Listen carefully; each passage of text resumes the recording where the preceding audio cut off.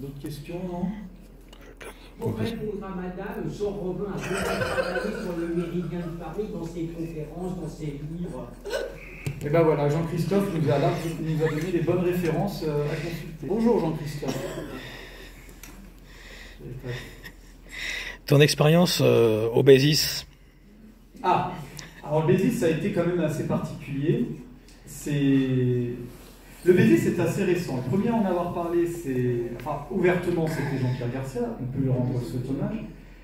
Les expériences en Bézis. Alors, le voyage dans la cavité, on va dire la catabase, ça a été vraiment très particulier. J'ai été accompagné à cette époque d'une personne qui m'a permis d'accéder à...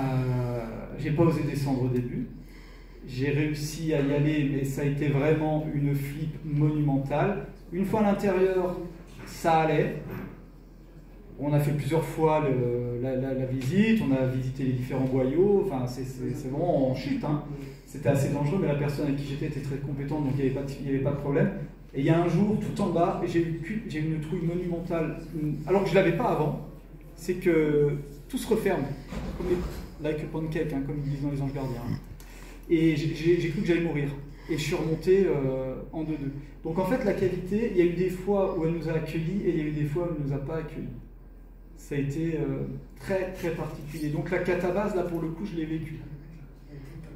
Ceci dit, toujours au Bézis, alors c'est un phénomène qui se produit chez certaines personnes, les gens pourront peut-être témoigner. Il y a une forme de distorsion du temps. On est sur la ceinture du Cromlech à ce moment-là.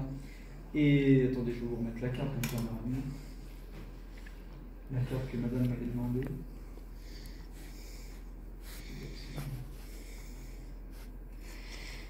Ouais, le Bézis, là-bas.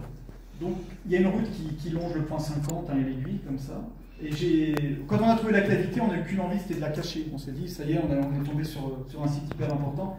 On n'aimerait pas qu'on nous double, parce qu'on cherchait le trésor à ce moment-là. Pas encore tout compris ce qui était vraiment tout ça. Donc, on savait qu'il y avait une palette qui était planquée le long de la route. Donc, je dis à la personne avec qui j'étais, je dis, bah t'inquiète pas, je vais aller chercher la palette. Je reviens, on bouche avec, on camoufle tout. Je marche, mais pas loin cette palette, je continue à marcher, je marche.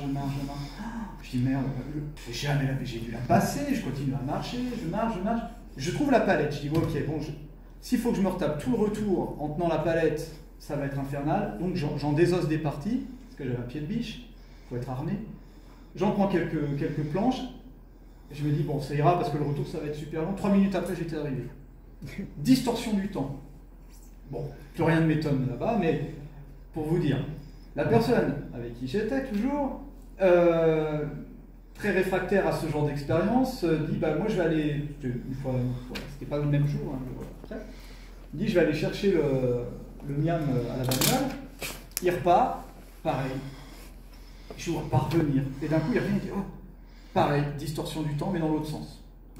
Il a dit, mais je ne pensais pas qu'on était garé si loin. Je prends la bouffe, je reviens, tout de suite il était.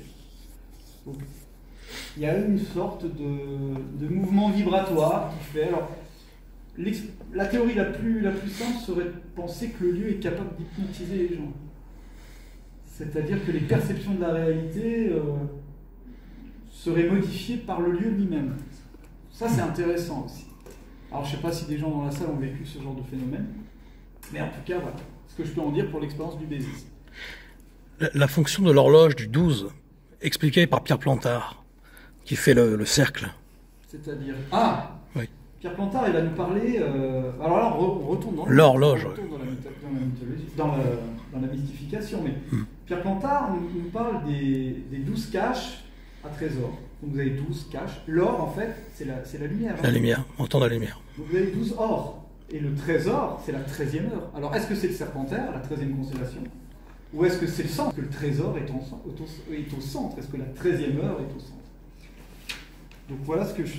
Oui, par rapport à ça. Bon, Bouddha nous parle d'un labyrinthe aussi, avec 12 ans.